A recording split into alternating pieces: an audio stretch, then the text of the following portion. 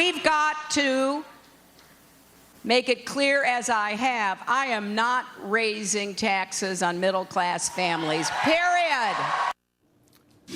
That's fairly unequivocal. So could this be a moment she might regret should she get elected president? A read my lips moment for her to say the taxes on the middle class will never be raised.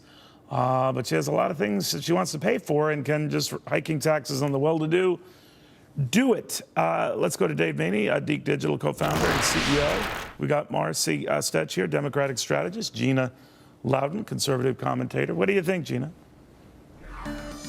Well, this is more typical Hillary. This is her trying to distract from the WikiLeaks, where she essentially said to Goldman Sachs on Wall Street, hey, don't worry about the things that I tell the voters, because I don't really mean them. This is just another example of that. This is her trying to distract from that. And you have to wonder where this money is going to come from, Neil, because every time Hillary talks about taxing the rich, every time a Democrat does, you know it's going to end up hurting the middle class. But they think we're too stupid to know that. Well, Marcy, let me ask you about that, because I know she has about $1.5 to $1.75 trillion worth of additional taxes, largely on the rich, to the next 10 years. Others have conservatively priced her spending initiatives at around $2.5 trillion. So how does she fill that gap, assuming their numbers are close to correct? Well, it's very clear that Hillary Clinton from day one has built this campaign around the middle class. She's built it around what's best for keeping our economy moving forward. And she's made it very clear that we've got to make the wealthiest and millionaires, billionaires, Donald Trump, pay their fair share. How will she cover that difference? Because that's about a $750 billion difference. Right. Well, right now, she's talking about taxing the 1%, right? So we're talking about people, millionaires, billionaires, multinational corporations who currently don't pay their fair share. Well, actually, she's hitting people $250,000 and over, and all the way up to those millionaires and billionaires. But even crunching those numbers, it doesn't add up to paying for all this, right? So I think what we've got to take a step back and look at right now is the policy that she put on the table, which could impact 15 million young children, families who are looking to get ahead. These are people who are contributing to the labor force. They are contributing to the economy. Donald Trump wants to protect himself. We know, for all we know, he hasn't paid a dime in federal income taxes for over 18 million I'm not years. taking a right or left issue with this. I just want us to stick to answering my questions.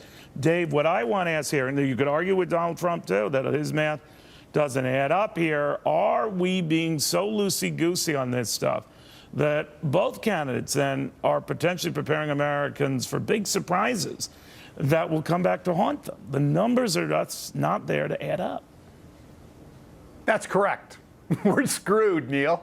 There's no other way around it. I mean, well, I was hoping that you'd come up with another point of reference there, but I see what you're saying. The Republicans have run an economically idea-less campaign, or an economically false idea campaign that seems designed to match the Democrats' false economic idea campaign, and the result is we're screwed. Well, that's what I mean to get at, guys. I mean, if you look at our debt and how it's piling up, and then, you know, we're almost at the $20 trillion mark, and anyone who makes promises about helping the middle class or doing more spending up the middle class, or for that matter, cutting taxes aggressively to help everybody, whatever your views on this subject, it ignores the huge elephant in the room that, Gina, I want to get back to with you. I mean, if you think about the Tea Party, its original goal was to rein in government spending run amok. Now we're just grateful if we can control piling more spending on top of that. That's weird. I think that's why a lot of people are attracted to the idea of somebody who's been successful in business being president, somebody who's actually ever created a job in their entire life, because Hillary has no concept how to do that. It always amuses me when the left says, let's just tax the rich. Do they suppose that this rich CEO is just going to stop taking a paycheck and, just cut his own paycheck down? Or do you suppose that he's maybe going to create a few less jobs, maybe buy less products? This all falls down on the lap of the middle class, and the middle class is the one who ends up paying for it every time, Neil. Do you think, Marcy, in this environment, raising taxes on anyone, rich, almost rich, in what could be a slowdown, and maybe worse, is a good thing to do? Well, look, I think that both candidates would agree that we want to make sure that everyone can be successful no matter what your paycheck looks like.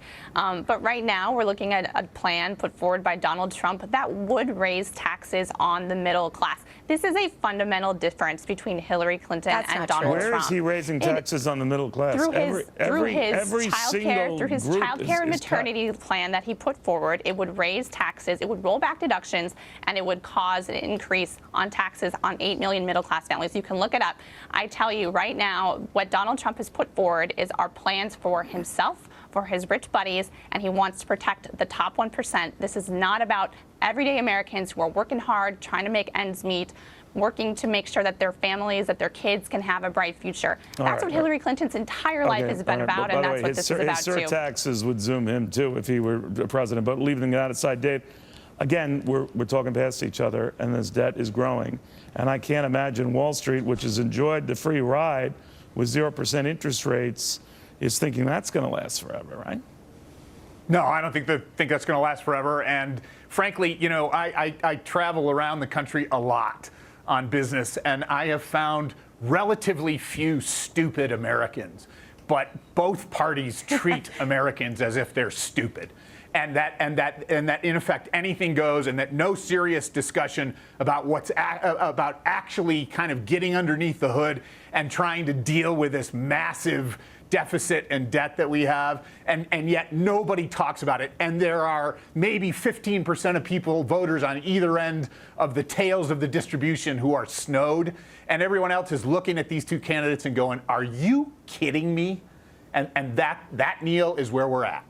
I think American people are much more open to tough love. All right, that says it here. But there's one of them, Neil, open to no commercials Goldman or Donald Sachs. Trump, no commercials or Hillary Clinton. I swear to God, I'm going to stick to that. Thank you all. In the meantime, Donald Trump is hitting speakers.